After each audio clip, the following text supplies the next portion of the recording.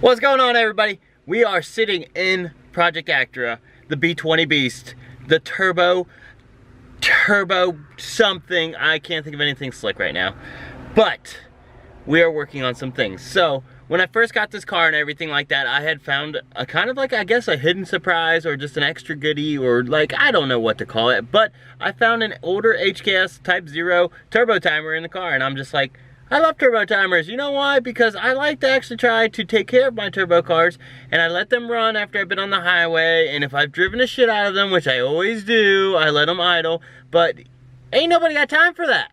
So turbo timers are like a godsend, because when I'm late for work, which is every damn day, and I'm doing 100 minus 40, so like 60 down the road, because that's the speed limit, and I get to my work and I'm sitting there like, I'm late, but I gotta let the car idle. I'm late, gotta let the car idle. Oh, turbo job, which one do I care more about? Yeah, so in those situations, all I gotta do is turn the car off and the turbo timer will let it idle and then turn it off. It's so convenient. A grocery store, when you gotta make 15 stops and everything like that, turbo timers are awesome. So, it's there, I have it. Let me show you what's going on. So, it's kind of a mess down there, you know, just a whole lot going on right now. So we got this new fancy Kenwood deck installed. I love it. I could not stand, well, okay, for like old school cool factor, we had the original Acura, but now we have this upgraded Kenwood. It's got Bluetooth, it's got fancy features, it's awesome. So while we had this all apart to do that, I figured now would be a good time to install our turbo timer. So I have it mounted here. It's just Velcroed and everything like that. I thought it was pretty slick. I don't know if you can see this or not, but I drilled a hole back there and everything so I could run the wires through the pit. They are sitting somewhere. They're sitting right here and everything like that. So now I'm trying to get underneath here to the ignition wiring to find what I need to wire into, because they don't make an adapter for this car, surprisingly. But yeah, so we got things like, we got like dual USB cables, we got RCAs, we got remote wires. I am probably going to add a little subwoofer into this car because it's just a daily street car, it's not a race car. So I like some tunes. We got the new head unit. I figured I'd go ahead and wire the RCA cables, the remote wire and everything. But yeah, so this is a messy nightmare, but I just want to show you what's going on.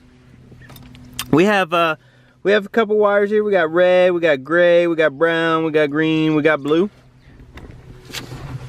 So if you're installing this or in a turbo timer period, I actually found the HKS directions, surprisingly, which were kind of hard to find.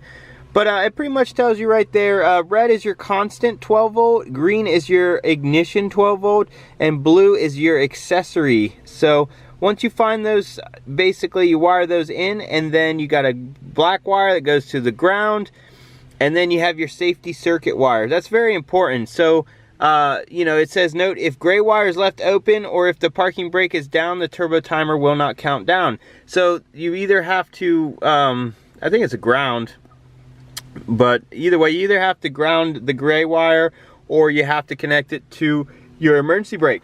Now personally, I will run it to the emergency brake and everything since I have it all open, and I really like that feature. That way, if anybody hops in your car and turns off the emergency brake trying to drive away, they're not gonna get very far, you know? It'll just turn the car off.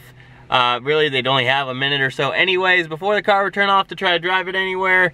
So, I mean, it is what it is, I guess. If you kind of think about it, it either is going to turn off immediately or, you know, after it counts down, it's going to turn off. But I think you can keep adding time. So technically, if you didn't wire that in, I think you could drive down the road as long as you kept adding more time to the turbo timer. Like, oh, I only got 30 seconds. We're going to add more time.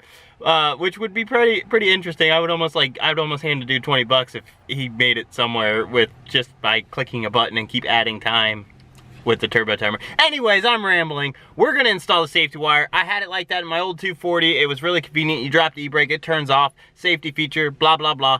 But yeah, so I'm gonna go ahead and try to figure out what wires I need. I'll share it with you, and then we'll get this thing wired up. We'll do a test, see if it works. Hopefully it does. Life will be easy, and stay tuned. All right, guys, so I have an update for you, and I thought I would share it with you in case you're following along and wondering, how do I install my turbo timer? How do I make my life easier? How can I make it so when I'm running late and going to the grocery store, I don't have to sit in my car and let it idle? Well, here's how. Well, I mean, every car is going to be different, but here's how on probably a 92 to 2000 Civic or 94 to 2001 Integra. I believe they're all going to be the same. Verify with a multimeter before you do anything. Disclaimer, I'm just going off my car, but I'm pretty sure Honda uses a lot of universal stuff, but just double check. Either way, I'll show you where we're at. All right, so we have our turbo timer mounted, and we've been messing with some wiring, and everything's just temporary right now for testing. So we have our black wire here, which is our ground. We have our white wire, which comes over here and is spliced into our e-brake sensor light, whatever you want to call it, so that it registers when the e-brake is up or down. And on this car here, we are making 3 connections. We have a blue wire, a green wire, and a red wire. So as I said, the red wire is constant, the blue wire is accessory, and the green wire is ignition. So on this car, your ignition wire is your black and yellow wire, your accessory wire is your yellow wire, and your constant is your white wire. So all that is located underneath here. You can do it several different ways. I'm probably just going to clean these up and solder these connectors and then tape them up. But I didn't have any splice connectors big enough to work with this size wire, so this is how I tested. I just peeled back some of the shielding. I made an eyelet by spreading the wires apart, wrapped my wire inside of it just to test it, and verified that it works. With everything hooked up, let's fire up. And as you can see, the turbo timer comes on, which is what we want, and we can increase the time. We can increase the time 30 seconds, 1 minute, minute and a half, whatever. We're not hooking up the RPM wire for the auto feature because I just don't care for it. I usually just set it to a minute or a minute and a half depending on how hard I've been driving. But usually a minute is pretty good. But either way, so we have our ignition on, so we'll go ahead, turn it off, pull our key, and you'll notice that the turbo timer is counting down. Our dash lights and everything are staying on, which is good, and that is with our key removed. So pretty much what it's doing is maintaining power to the car as if the key was in it while that time's down. Now, if I release the e-brake, everything turns off. So that is our safety feature. So now everything's dead. So that's pretty much the gist of it. I'm gonna go ahead, I'm gonna clean the wiring up, try to finalize this a little bit, make it look nice and tuck it out the way and everything. But that is how, or that is the wires that you need to tap into. You need accessory, you need a constant, and you need your accessory or ignition. I don't know which ones I didn't say, but ignition, accessory, constant, and your e-brake. And on this model, it does have an RPM signal because it can do like an auto feature where based on how high the RPMs were or whatever, it calculates. It's not that complicated. I'm not that worried about it. It's pretty much set it to a minute and a half and forget about it. And at least when I get out of the car, it'll idle for at least a minute to a minute and a half, let some fresh oil and coolant circulate through the turbo and just cool it down and prevent any caking and whatnot of oil inside the center section of the turbo, which will just prolong its life. It's something I do because I drive my cars hard, especially if you're on the freeway and you're always kind of on that borderline of boost. Your turbo is really hot, and if you just turn it off without letting it cool down, it pretty much just, that oil cakes inside the journal bearings and everything like that, and then it restricts flow and causes excessive wear, and it'll just wear out your turbo prematurely. So I'll bring you guys back when I clean this up.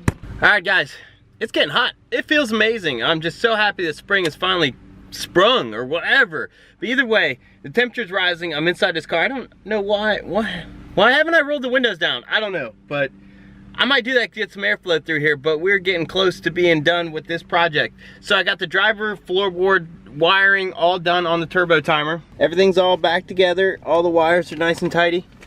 We got our turbo timer there and everything. She works.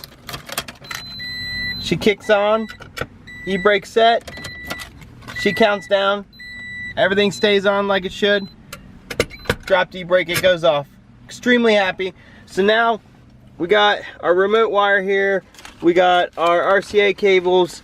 We got our USBs. So now is basically just going to be tackling this and everything, and getting this all cleaned up and finished. But that's just a quick brief overview of how to wire your turbo timer. You need like 3 or 4 things: constant, ignition, accessory, and probably an e-brake or safety wire. We got it all done. It works. I'm extremely happy. So let me go ahead and finish this radio. I'm gonna try to come up with some way to cleanly do this all. I'm pretty much gonna hide the remote and RCA underneath the center console until I get an actual stereo to wire it all up, because there's no point in running the wires and everything for now. Time is just, you know, I'm running out of time, and I just wanna hide them for now until I actually have something to wire up. Because, you know, I'll probably have to pull the seats out and all that stuff to make it look decent. So let me get this cleaned up and I'll show you what it looks like when I'm done. All right, guys, so today's another day, but I finished everything up and cleaned it up. Now, it's not the exact like final thing. There's still a few things I'll have to do. Once I get an amplifier and everything, I'll have to take a few things back apart. I want to change the shift boot. The shift boot is extremely ugly, but either way, here's how she looks. So here's the turbo timer finished being installed. It's Velcroed on there. It's good. It works really well. I like it, and it is easy to take out and remove if I had to. The radio, I couldn't be happier. The duct tape method is just the cleanest. I didn't even bother with the Mentra kit or whatever kit I got from Best Buy. This came out amazing. I also, in the process of taking everything apart, found the knob for my controller, for the boost controller and everything, and I reattached it with some new Velcro, so it is on there and everything like that. Still got to get rid of the pointless light show gauge, but that's to come. But either way, here's the finished product. Looking super clean, works really well, super happy. But yeah, so that's done, and I'm excited. I know I haven't posted a lot lately. I've been really busy. Got a new friend. I'll show you in the next video. Either way, that's gonna finish up the Integra radio and turbo timer and all that stuff that I was dealing with. The RCAs and the remote wire are underneath the shift boot. So as soon as I got the box, I got the speaker. I just need to pick out an amplifier. I know which one I want. It's probably gonna be the MRV M500 Alpine. I really wanted one for a while. They're just a simple little cheap monoblock single speaker, which is all I want. It's small, it's compact, it hits, it's powerful, 250 RMS, at 4 ohm, 500 or 600 RMS at 2 ohm. Either way, it'll be just great for what I need. But either way, I'll see you guys on the next one. Later.